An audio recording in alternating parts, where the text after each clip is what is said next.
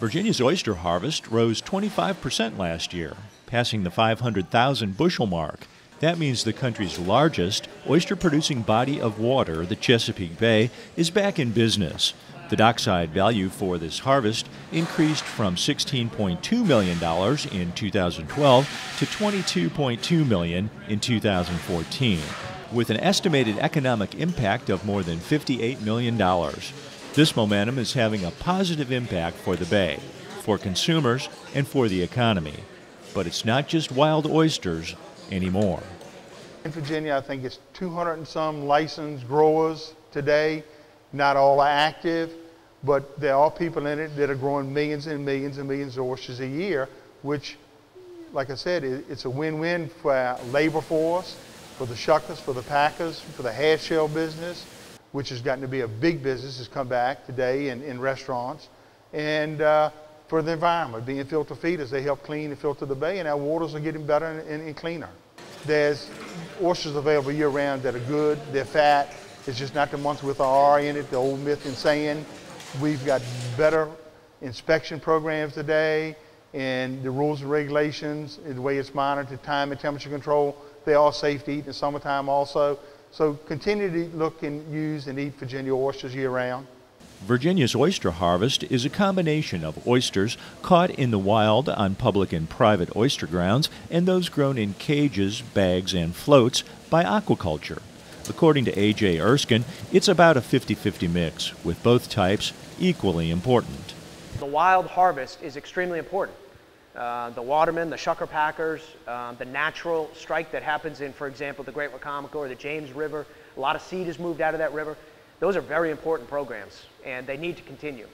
However, the complementary program is aquaculture and the development of hatcheries, and where we put single seed oysters in cages, for example, or we strike oysters larvae from our hatcheries on shells and recycle those shells with what we call spat-on shell, juvenile oysters struck on those shells out in the bay and these tributaries.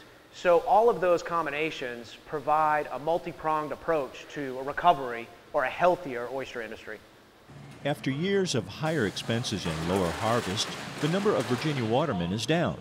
But the return of the oyster has offered current watermen a viable option and new watermen a way to enter the seafood trade. During the 2012-13 season, almost 409,000 bushels of oysters were harvested, and in the 2013-14 season, that number increased to more than 504,000 bushels. That's the largest harvest since 1987. A lot of the watermen have diversified and gone into growing oysters, and some of your oyster producers and packers have gotten into it who had their own private grounds that did single or spat-on shell. They've gotten into it because of that one factor of disease and predators. And this is a way to protect that crop and know that they have something for the future to harvest. And they grow fast. In a year, year and a half, 2 years, they have an oyster that's ready for the marketplace, to whereas a natural wild strike oyster generally takes 3 years. Market size is approximately 3 inches for oysters in the shell. The workers at shucking houses arrive as early as 1 o'clock in the morning and are often done packing by mid-morning, with their product packaged and ready to be shipped. The shuckers grade the meats and place them in separate stainless steel buckets.